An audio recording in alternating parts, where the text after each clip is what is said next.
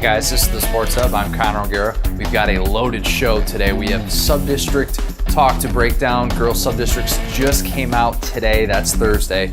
We want to talk, of course, about the FKC tournament, Axtell girls winning that, and the Wilcox-Hildreth boys. We have video that we want to get to with that. We have a Sports Hub call of the week that brings us to Grand Island and the Heartland Hoops Classic this weekend. But before we get to any of that, we talk 3 stars. First one, Shayla Dockweiler of South Loop. What a season that she's had so far, leading that South Loop team.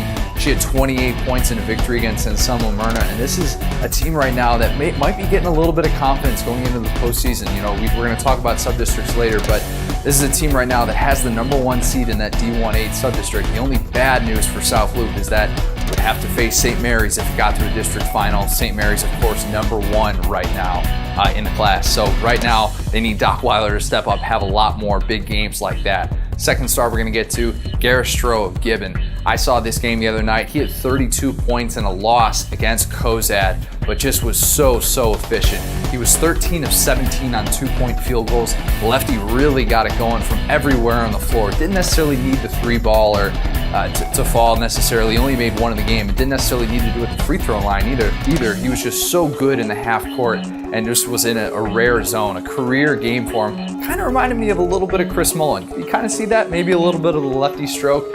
Very impressive stuff from Stroh. And the third star we want to get to, Hunter Quinn. How about this? He had 24 points and 11 rebounds in a victory against #1 Ainsworth. I said on Sports Hub Call of the Week last year that the Southern Valley home winning streak was going to come to an end last week. It did not. Southern Valley won that game by 17. Quinn, such a big part of that team's success. Eagles right now have won 13 in a row. That team is feeling so good. They are well on their way to another trip plan. The top 2 seeds of the Fort Kearny Conference Tournaments defended that top seed and won the tournament this past week at the Bureau Event Center. Axtell girls got an impressive victory against Elm Creek, fending them off down the stretch. Wilcox-Hildreth boys, obviously the story of that tournament was overtime and the fact that they won in the semifinals against Elm Creek in overtime and then beat Amherst in overtime in the championship game. We got video of both of those 2 games. Here it is. Instead of Coach's Corner this week, we talked to these coaches after their championship victories. It's just I'm just humbled and honored to be part of it. We were fortunate to get ourselves in a position to win. Amherst's excellent basketball team, and we knew we had to execute well. We had to play good defense, so we were going to be successful. And I thought our defense was very good tonight, and taking away their shooters, taking away drives, trying to take away their strengths. And I thought we did a good job of that. And we need to, because we're not a team that's going to score 80 points a game. We need to do the dirty work right if we're going to be successful.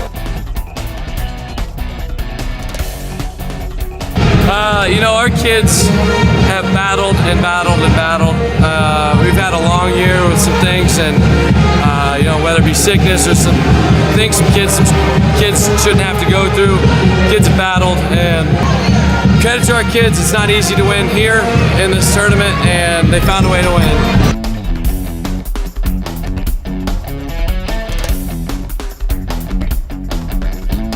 As I said earlier, the girls sub-district brackets just came out this morning.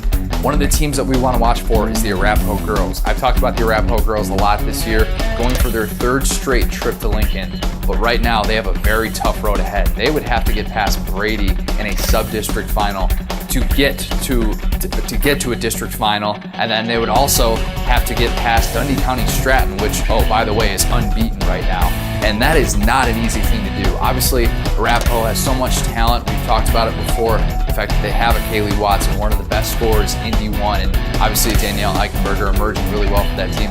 But this is going to be no easy task for Kip Stevens. This might be the toughest task that he's had yet in terms of getting to that state plateau, and that's exactly what they want to do this year. They've talked about that all season as being a goal, but right now they are going to have to get through some good teams, and they're going to have to figure a couple things out. They've lost 3 of their last 5 playing against some good C2 competition, but this is a team right now that if they can get all those pistons firing, they're going to be a really tough out. I just think a very interesting case going forward, and then a matchup that I'm excited to see potentially. We don't want to get ahead of ourselves, but this is in the forecast here.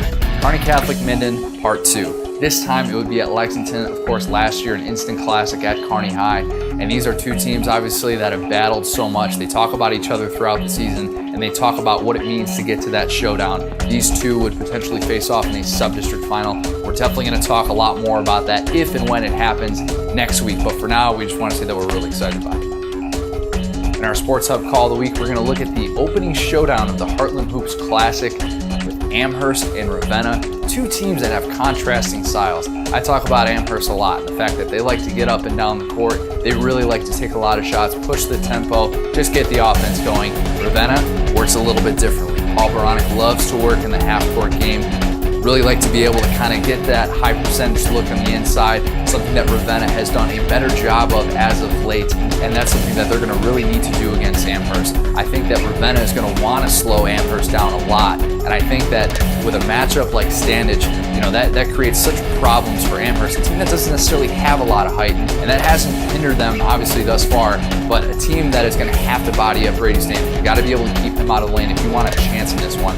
I think this is a great showdown with two of the Hub Territory's best, but ultimately, I think Ravenna is able to slow down Amherst just enough, maybe a little bit like Wilcox-Hildreth did. I think Ravenna is able to come away with a 54-53 victory.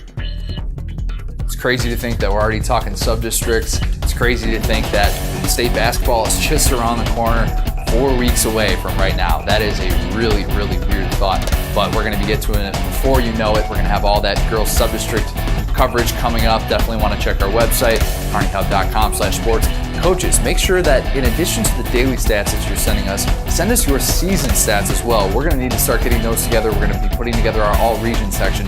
Definitely want to make sure you have those. We want to make sure that the best in the Hub Territory are recognized. So for the Sports Hub, this has been Connor O'Gara. Thanks, guys. We'll see you next week.